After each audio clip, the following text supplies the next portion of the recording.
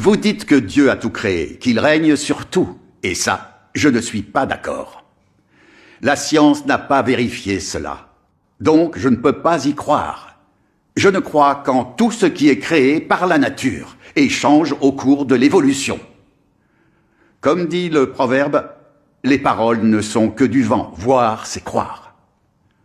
Ce qu'on ne peut pas voir de ses yeux n'existe tout simplement pas. Considérons les gens qui croient en Dieu, indépendamment du nombre de croyants. Qui a vu Dieu? À qui Dieu est-il apparu? Jusqu'à présent, personne ne l'a vu. C'est donc la preuve qu'il est purement imaginaire. Si Dieu existait vraiment, comment se fait-il que malgré tous leurs instruments, aucun scientifique ne l'ait vu?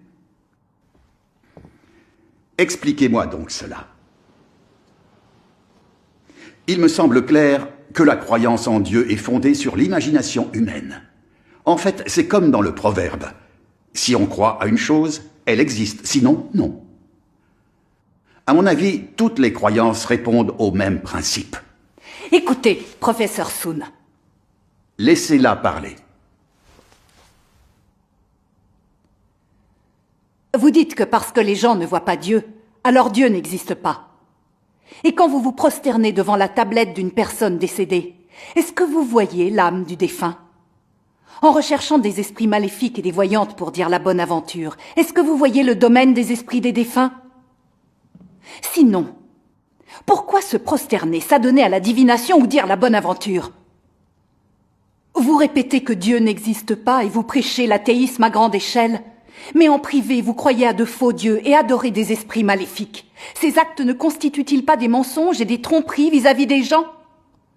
Vous voyez bien que les paroles et l'œuvre du vrai Dieu sont la vérité et qu'elles apportent à l'homme lumière et salut. Et pourtant vous y résistez et les refusez obstinément. Et vous vous opposez à la croyance des êtres humains au véritable Dieu en brandissant la bannière de l'athéisme et en persécutant impitoyablement les chrétiens. En fin de compte, quel est le problème? Professeur Soon, pouvez-vous l'expliquer clairement?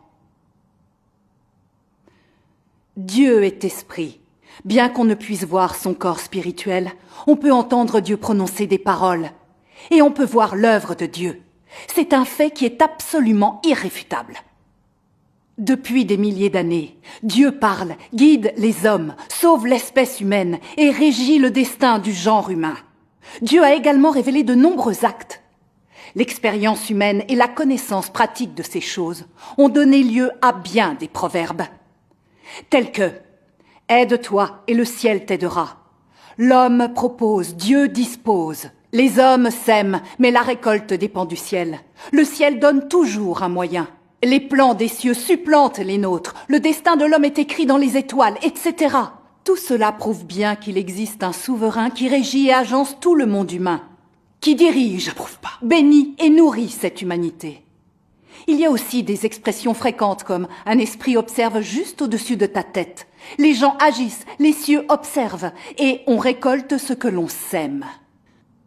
Tout cela montre bien que Dieu est le Seigneur de la création et que Dieu régit toutes choses depuis toujours. L'Esprit de Dieu observe tout. Dieu inflige les châtiments selon les actions des gens et décide du destin des êtres humains. Professeur Soon, vous avez beaucoup d'expérience. Se pourrait-il que vous ne reconnaissiez toujours pas ces faits?